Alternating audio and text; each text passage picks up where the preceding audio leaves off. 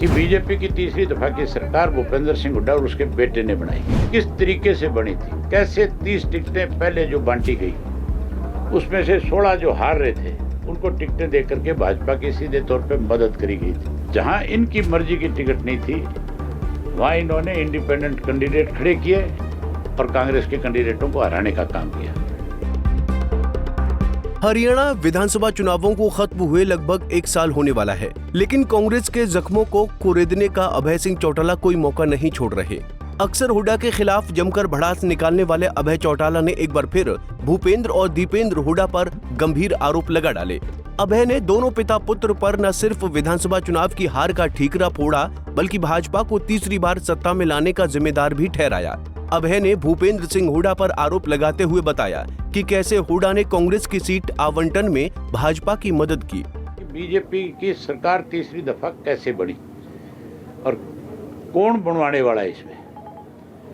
आज हर आदमी की जुबान पे एक बात है कि बीजेपी की तीसरी दफा की सरकार भूपेंद्र सिंह हुड्डा और उसके बेटे ने बनाई।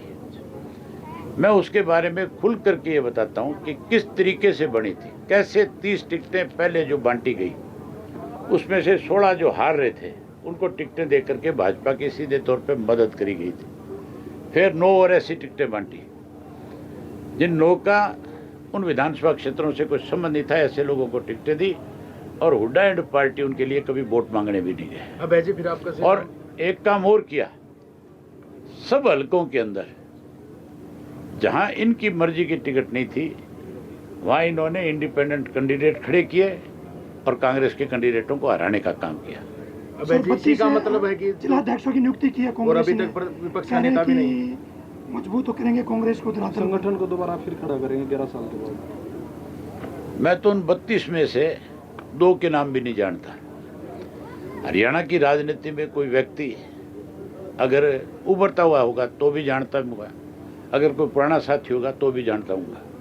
पिछले 30-35 साल से मैं भी हरियाणा की राजनीति कर रहा हूँ, तो मुझे नहीं लगता कि संगठन बना है।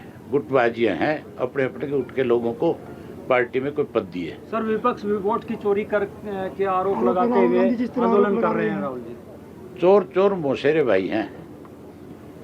पहले कांग्रेस चोरी करती थी, राहुल गांधी कहते हैं और हुड्डा कहता है, कांग्रेस ही कहते हैं। उनसे ये तो पूछो, तुम 10 साल सोए हुए थे, तुमने ये बात पहले इलेक्शन में क्यों नहीं बताई? उसके बाद दोबारा इलेक्शन आया तब क्यों नहीं बताई? आज कहां से आ गई?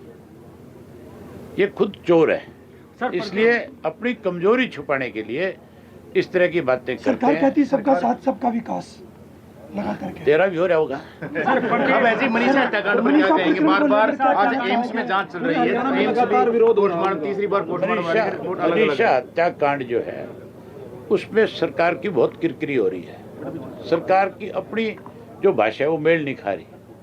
पहले उनके मंत्री कहते हैं, सरकारी अधिकारी कहते हैं कि ये हत्या है, हम जांच कर रहे हैं, हम जल्दी हत्यारों को पकड़ लेंगे, हम हत्यारों के नजदीक पहुंच चुके हैं। 30 से ज्यादा लोगों से पूछताछ भी की जाती है और फिर हफ्ते के बाद वही अधिकारी ये कहते हैं कि आत्महत्या है, सुसाइड नोट दिखाया जाता है। तो फिर जिस दिन लड़की को उसका शव मिला था, सुसाइड नोट भी उसी दिन मिला था उनको।